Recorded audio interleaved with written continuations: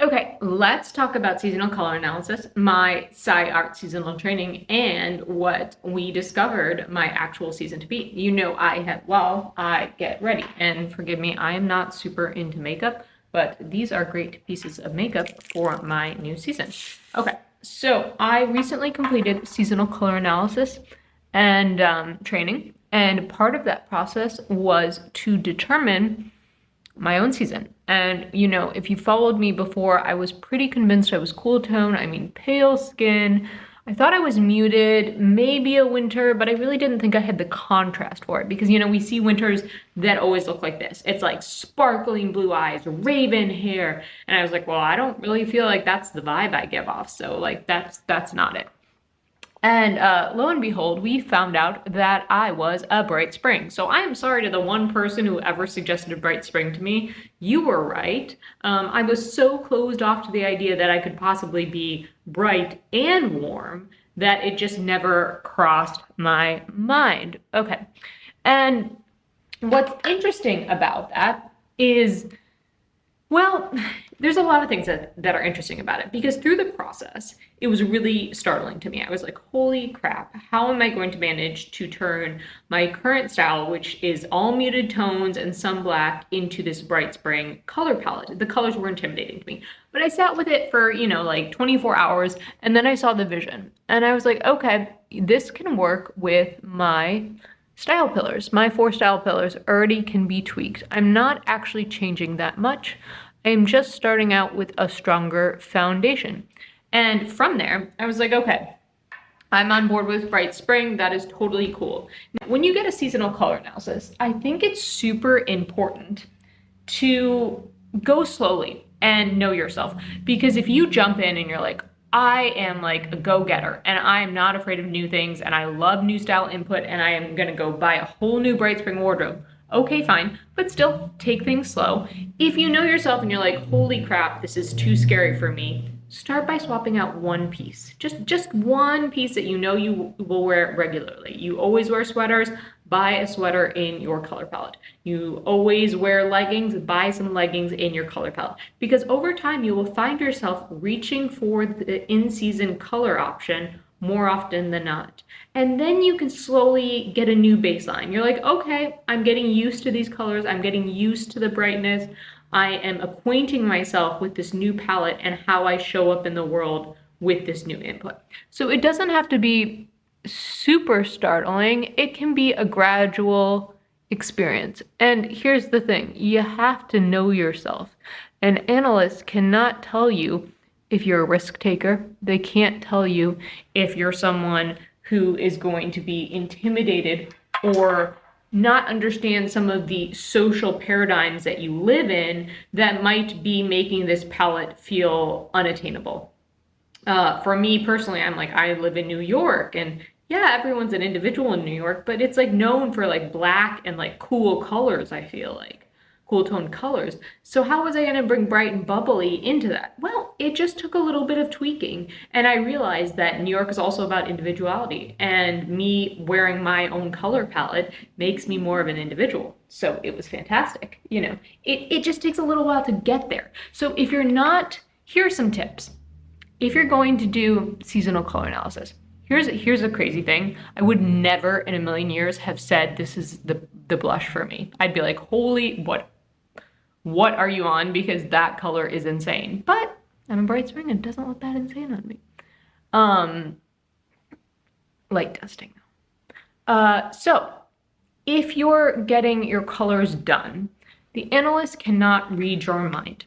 They need to understand where you're at with your style, what your goals are for getting this analysis. Is it a wedding coming up and you want to find your best white?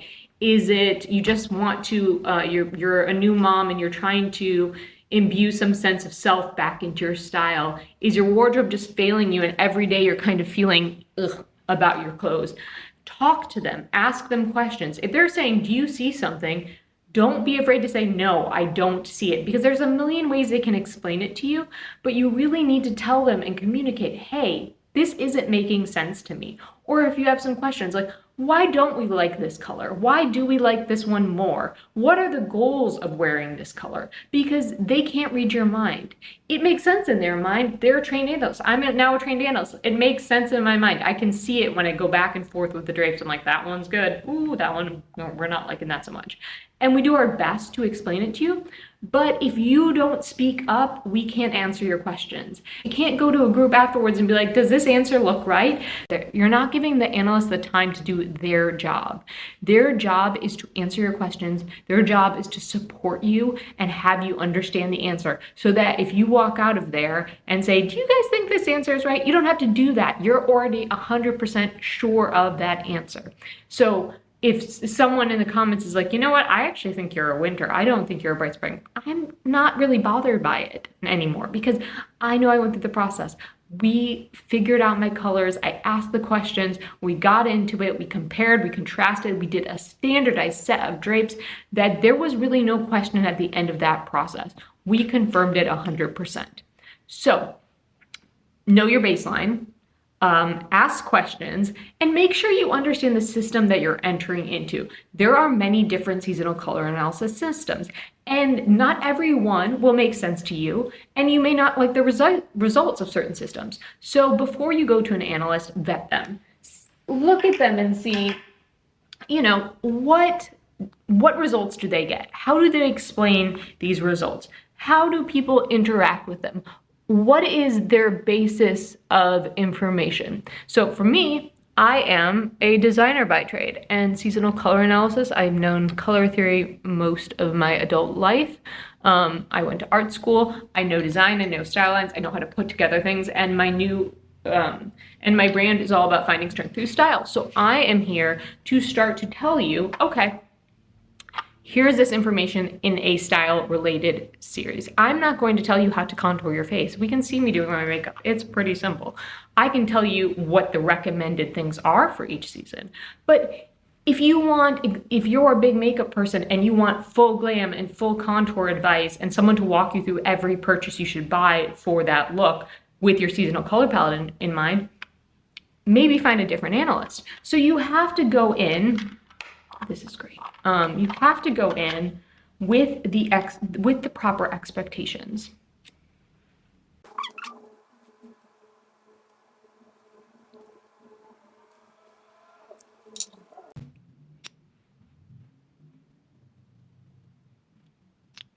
Because if you don't, you're going to be disappointed, and you're going to have questions that haven't been answered, and you need to make sure that this is a relationship that you're building. How did this person come to this conclusion? You should walk out of there being 100% certain of it. And you should feel like you built a relationship that is reciprocal. I give you this, they give you an answer, I give you a question, they respond back. So this is just a quick overview to understand it. Now, what do I now think of DIYing? I still think it's possible. You know, I obviously missed the mark when I tried to DIY. There is a standardization in draping and going to see someone in person. And if you look at the give and take of it, you are spending, let's say, $300 or $400 on an in-person analysis. Are there some people who can do it online? Yet some super seasoned analysts may be able to do it online. SciArt does not encourage online analysis, and I won't currently be offering that. But would someone who's more experienced and has been in the industry and doing this for 50 years be able to do it online? Probably, but there's a lot of variables that you can't control when it's online. If you're going to Fiverr and the person doesn't have a website, they can't tell you where they were trained from, they can't tell you your background, and you're paying $30 for it, you might get the right answer. You could, but you might also end up going down a very expensive path, because here's the thing. You find out you're a true summer and you always thought you were a warm spring. Well, that is an expensive wardrobe pivot. And we'll get into how to do a proper wardrobe pivot, because I'm currently in the process of doing it.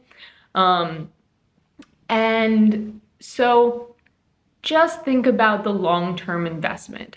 how important is this to you? How much do you rely on color to be an integral part of your style? I have my 4 style pillars concept, and color is obviously one of them. Now, it's not only seasonal color analysis. Sometimes it's how you use color, how color styling techniques.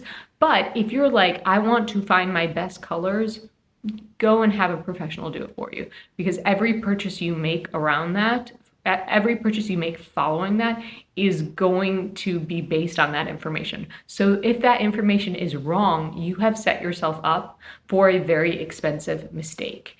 If this is just a fun hobby and you enjoy color and you enjoy watching the celebrity typings, then sure, like try to DIY it. It's fun, it's low pressure. It's not like you're going to go out and buy a whole new wardrobe based on this. So that's my little spiel. If you want to know my makeup that I really like for my bright spring, fun fact, my eye pencil, eye gel, mascara, and oh, I didn't even put mascara on, and did I not put mascara on? Oh, I lost my mascara. Pretty much all this makeup I had before, so I knew I was onto something, and this is a quick reminder that, you know, something can say it is cool toned and it can work for a warm person, so don't get hung up on the names of things, test and refine. So I hope this was helpful. Until next time.